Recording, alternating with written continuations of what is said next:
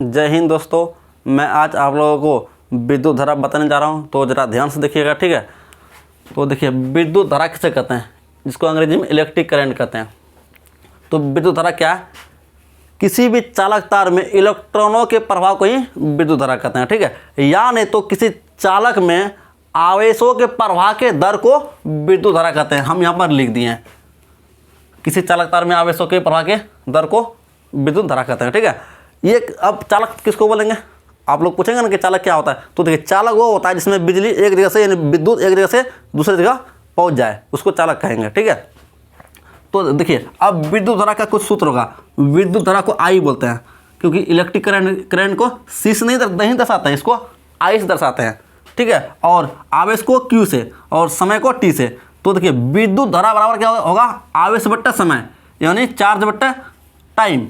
और इसी को विद्युत धारा को आई लिखते हैं, और आवेश को यानी चार्ज को क्यू लिखते हैं, और समय को टाइम को टी लिखते हैं। तो ये क्या हो गया? ये हो गया आपका एक फार्मूला। इसको याद रखिएगा, आई बराबर क्या होगा? क्यू बाई टी, यानी क्यू क्या है? आवेश है, और समय के टी क्या है? समय, ठीक है। तो अब ये इलेक्ट्रिक करंट कैसे एक जगह से दूसरी जगह जाएगा, तो हम लोग इसमें देख लेते हैं। मान लीजिए सोडियम, Na क्या है? सोडियम है। अब सोडियम से हम लोग क्या करना है? सोडियम का हम लोग इलेक्ट्रॉनिक विन्यास करते हैं। तो देखिए, ये बीच में क्या होता है? बीच में होता है नाभिक, और नाभिक के ये बाहर में ये क्या कक्षा है? ये सब क्या है? नाभिक के बाहर में क्या है? कक्षा है। तो नाभिक में कौन कौन रहता है? नाभिक में रहता है न्यूट्रॉन और प्रोटॉन। और इलेक्ट्रॉन कौन रहता है? इलेक्ट्रॉन रहता है इसके जो कक्षा जो बना होता है ना, उसके चारों तरफ चक्कर लगाते रहता है, ठीक है। अब हम लोग जान लेते हैं कि आखिर ये विद्युत धारा एक जगह से दूसरी जगह कैसे जाता है, ठीक है। यानी विद्युत धारा में इलेक्ट्रॉन कैसे प्रवाह होगा। तो देखिए, हम लोग समझते हैं इलेक्ट्रॉनिक विन्यास के द्वारा। इलेक्ट्रॉनिक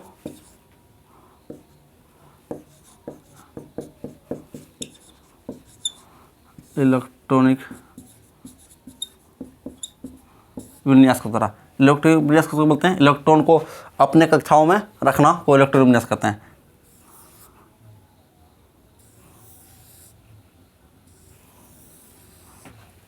मान लीजिए ये है क्या? एक कोई परमाणु है, और उसके चारों तरफ बना हुआ कक्षा है, ठीक है। तो देखिए, परमाणु के जो केंद्र में जो होता है ना, उसको नाभिक कहते हैं। ये क्या केंद्र है? इसको क्या बोलेंगे? नाभिक। नाभिक में रहता है न्यूट्रॉन और प्रोटॉन। नाभिक में कौन कौन रहता है? न्यूट्रॉन और प्रोटॉन। और इलेक्ट्रॉन क्या करता है? इस नाभिक के जो चारों तरफ जो बना हुआ जो कक्षा है ना, ये क्या कक्षा है? इस नाभिक के चारों तरफ सब क्या कक्षा ही है? इस कक्षा में चक्कर लगाते रहता है। तो हम लोग समझते हैं एल्यूमिनियम का इलेक्ट्रॉनिक विन्यास करते हैं। एल्यूमिनियम का परमाणु संख्या होता है कितना? 13, ठीक है। एल्यूमिनियम का परमाणु संख्या कितना होता है? 13। अब 13 का इलेक्ट्रॉनिक विन्यास करते हैं। तो देखिए, 13 का करेंगे ना, 2 होगा, 8 2 10, 10 3 13। अब देखिए, पहला कक्षा में अधिकतम 2 इलेक्ट्रॉन रह सकता है, और दूसरा कक्षा में कितना इलेक्ट्रॉन रह सकता है? 8। और अंतिम कक्षा में 3 ही बचा। 2 8 10 तो हो गया, और अंतिम कक्षा में 3 बचा है, तो 3 रख दिए। बाकी अंतिम कक्षा में तीसरा कक्षा में 18 इलेक्ट्रॉन रह सकता है, अधिकतम 18। उससे कम भी रख सकते हैं, जरूरी नहीं है 18 ही रखना। बाकी अधिकतम 18 रह सकता है। जैसे कि दूसरा कक्षा में अधिकतम 8 रह सकता है, 8 से कम भी रहता है, ठीक है। हम इसको बैठाते हैं। देखिए, पहला कक्षा में कितना इलेक्ट्रॉन है? 2 इलेक्ट्रॉन। पहला कक्षा में दे दिए कितना इलेक्ट्रॉन? 2 इलेक्ट्रॉन, ठीक है। और दूसरा कक्षा में कितना इलेक्ट्रॉन? 8 इलेक्ट्रॉन।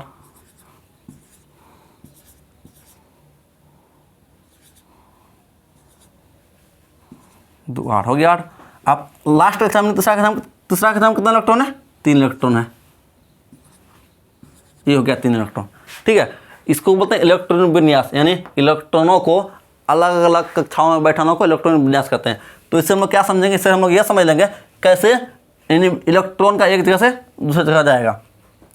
अब देखिए, इसमें अंतिम कितना इलेक्ट्रॉन है? अंतिम है 3 इलेक्ट्रॉन। अब नियम यह है, यानी शर्त यह है कि अंतिम कक्षा में कोई भी परमाणु यानी कोई भी तत्व ना कितना रखना पसंद करता है? 8। अंतिम कक्षा में कितना चाहता है? ये इसको चाहिए 8, और है कितना? 3। कोई भी तत्व है उसको अंतिम कक्षा में चाहिए 8, और इसमें है कितना? 3। अब देखिए, अब इसमें जब 3 है, तो उसको ये अपना कक्षा में 8 पूरा करने के लिए क्या करेगा? या तो अपना इलेक्ट्रॉन को किसी को दे देगा, या नहीं तो किसी से ले लेगा। ये क्या करेगा, या नहीं तो अपना इलेक्ट्रॉन को किसी को दे देगा, या नहीं तो किसी से ले लेगा। अगर मान लीजिए ये किसी को दे दिया, ये 3 अपना त्याग दिया, ये 3 इलेक्ट्रॉन अपना त्याग दिया, अब कौन बचा, 2 और 8 बचा, 2 और 8 ही बचा ना। या नहीं तो क्या करेगा, इस कक्षा में 8 पूरा करने के लिए किसी से 5 और इलेक्ट्रॉन ले लेगा, 5 इलेक्ट्रॉन क्या करेगा, ले लेगा। अब बताइए 5 इलेक्ट्रॉन लेना आसान है या नहीं तो 3 इलेक्ट्रॉन को त्यागना आसान है। 3 इलेक्ट्रॉन को त्यागना आसान है, 5 को लेना थोड़ा मुश्किल है, क्योंकि 5 इलेक्ट्रॉन और 3 इलेक्ट्रॉन अंतर है। ठीक है, तो ये क्या करेगा, 3 इलेक्ट्रॉन को त्याग देगा, क्योंकि त्यागना इसको बहुत ही आसान लगता है। आप देखिए जब ये 3 इलेक्ट्रॉन त्यागा, अब कितना इलेक्ट्रॉन बचा, 2 और 8 ही इलेक्ट्रॉन तो बचा इसमें। आप देखिए 2 और 8 इलेक्ट्रॉन जब बचा, अब इलेक्ट्रॉन कितना हो गया, देखिए 2 और 8 10 इलेक्ट्रॉन। अब देखिए इलेक्ट्रॉन बचा है कितना, 10, और प्रोटॉन कितना, प्रोटॉन जितना था पहले ना, प्रोटॉन इसमें कितना था, 13। जितना इलेक्ट्रॉन रहता है उतना ही प्रोटॉन रहता है, तो प्रोटॉन पहले कितना था, 13। अब भी पहले भी 13 था और अब भी 13। अब इलेक्ट्रॉन कितना हो चुका है, इलेक्ट्रॉन हो गया 10।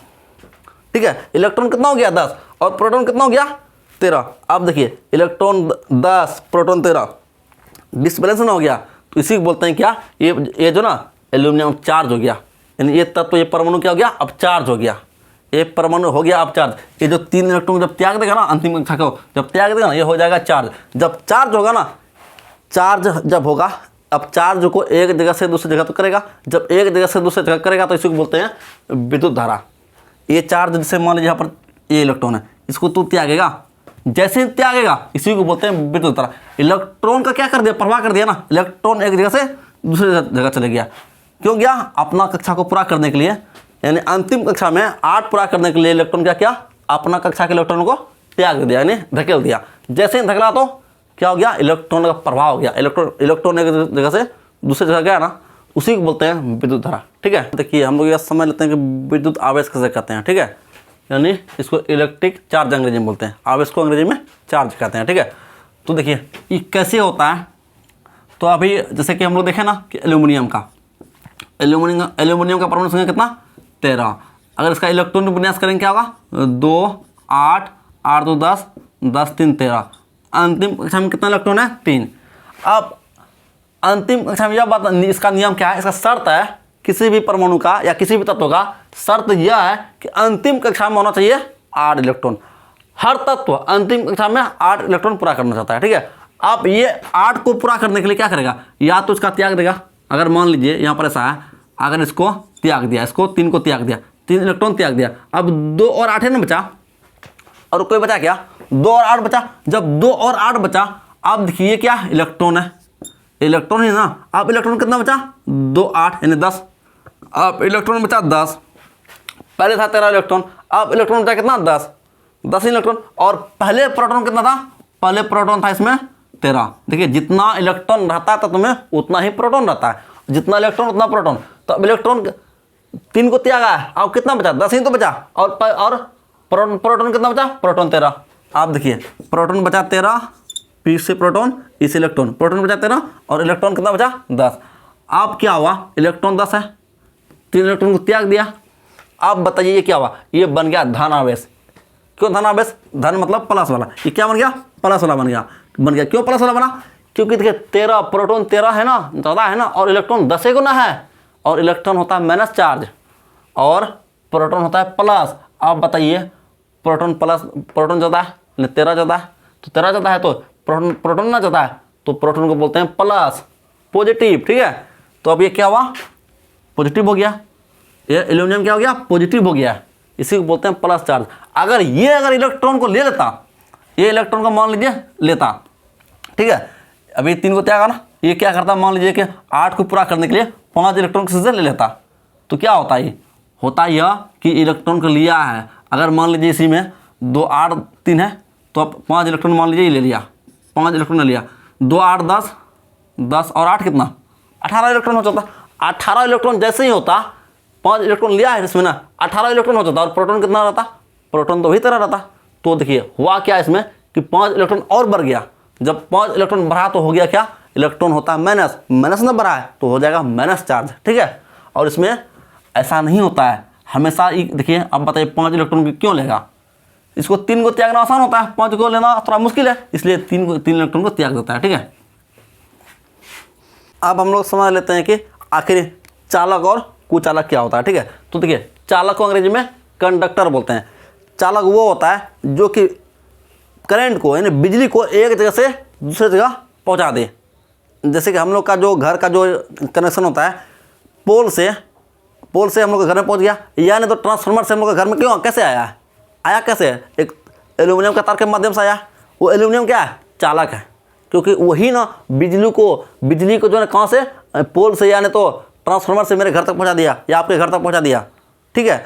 तो क्या होता है, चालक होता है। सबसे ज़्यादा अगर पूछेगा क्या एग्जाम में कि सबसे ज़्यादा चालक कौन होता है, चांदी होता है, उसके बाद तांबा होता है और उसके बाद एल्यूमिनियम। सबसे ज़्यादा चालक कौन, किस में चालकता होता है, चांदी में, उसके बाद तांबा में, उसके बाद एल्यूमिनियम में। और अब बात है कुचालक या विद्युत रोधी पदार्थ, कुचालक या विद्युत रोधी या इंसुलेटर उसको अंग्रेजी में बोलते हैं, ठीक है। तो कुचालक का मतलब होता है क्या, जो इलेक्ट्रिक करंट को यानी विद्युत धारा को एक जगह से दूसरी जगह प्रवाहित नहीं होने दे, वो होने के लिए नहीं देता है। कभी सुने क्या, रस्सी में अगर धरा दिए यानी करंट दिए, रस्सी को कहीं पर जोड़ दिए और उसमें धरा चले गया, ऐसा नहीं होता है, ठीक है।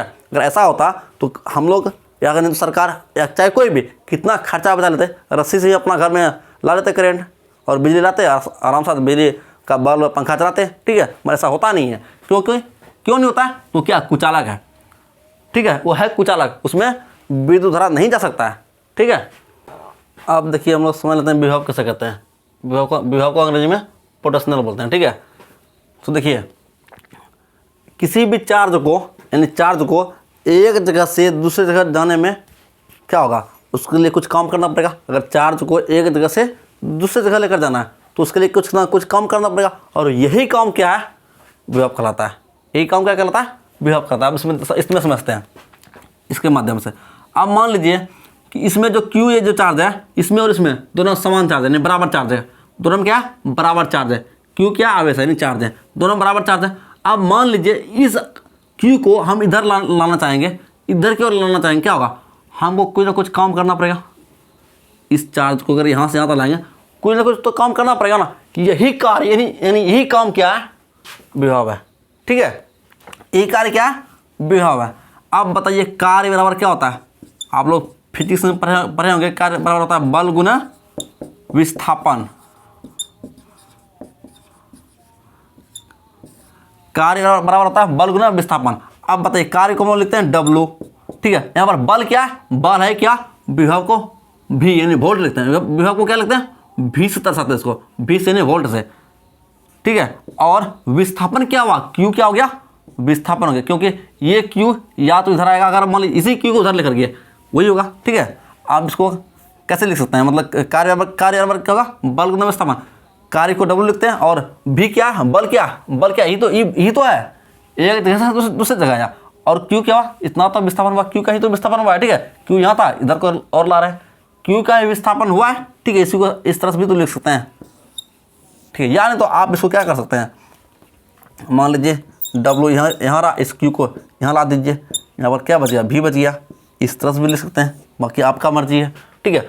तो विभव देखिए, विभव क्या होता है, कहीं से अनंत से, चाहे हम कहीं से भी विद्युत धारा को करंट को अगर ला रहे हैं, यानी तो चार्ज को एक जगह से दूसरे जगह तक ला रहे हैं, तो उसके लिए कुछ ना कुछ काम करना ही पड़ेगा, और उसी काम को विभव कहते हैं, ठीक है। विभवांतर, विभव का मतलब होता था क्या, अगर किसी भी चार्ज को एक जगह से यानी कहीं से उठा करके कहीं लाएंगे तो उसके लिए काम करना पड़ेगा, वही काम क्या है, विभव है। काम ही विभव कराता है, ठीक है, कार्य ही विभव कराता है, ठीक है। तो देखिए विभवांतर समझते हैं। अब विभवांतर क्या, दो विभवों के बीच के अंतर को विभवांतर कहते हैं। कहने का मतलब मेरा ये है, अगर मान लीजिए कोई भी चार्ज को हम चार्ज यहाँ पर ले लेते हैं, मान लीजिए 12 वोल्ट है, ठीक है। हम एक उदाहरण समझते हैं, 12 वोल्ट है, इस 12 वोल्ट को यहाँ तक लाते हैं, यहाँ पर पता चला क्या 11 वोल्ट हो गया। अब मान लीजिए कि इस विभव को यहाँ का जो 12 वोल्ट का जो विभव है, इस विभव को यहाँ तक लाए तो कुछ ना कुछ तो खर्च होगा ना, कुछ ना कुछ खर्च होता है, ठीक है। तो कुछ ना कुछ खर्च हुआ, 12 वोल्ट यहाँ था और यहाँ आते थे कितना बचा, 11 वोल्ट। यही जो अंतर जो हुआ ना, ये जो अंतर, कितना का अंतर हुआ, अंतर हुआ 1 का। यही क्या करेगा, विभवांतर, नाम से पता चल रहा है विभव अंतर, यानी विभव में जो अंतर पैदा हो जाता है उसको विभवांतर कहते हैं। दो विभव के जो बीच में जो अंतर पैदा हुआ उसको विभवांतर कहते हैं। देखिए ये भी यहाँ भी विभव है और यहाँ भी विभव है, दोनों जगह है विभव भी, मगर दिक्कत इसमें यह है कि थोड़ा सा अंतर पैदा हुआ है। यहाँ पर 12 वोल्ट है, यहाँ पर 11 वोल्ट है, ठीक है। तो अंतर पैदा हुआ, कितना का अंतर हुआ? 1 का। यही ये क्या कहलाएगा? विभवांतर कहलाएगा, ठीक है। आप समझ लिए कि दो विभव के बीच के अंतर को विभवांतर कहते हैं। बात समझे ना? इसको पोटेंशियल डिफरेंस बोलते हैं, इसको पोटेंशियल बोलते हैं। दोनों का मात्रक क्या होता है? याद रखिए, दोनों का मात्रक जो ना मात्रक होता है वोल्ट। दोनों का मात्रक, चाहे वो विभव रहे या विभवांतर है, दोनों का मात्रक होगा वोल्ट। इसको भी से दर्शाते हैं, इसको भी से दर्शाएंगे, ठीक है।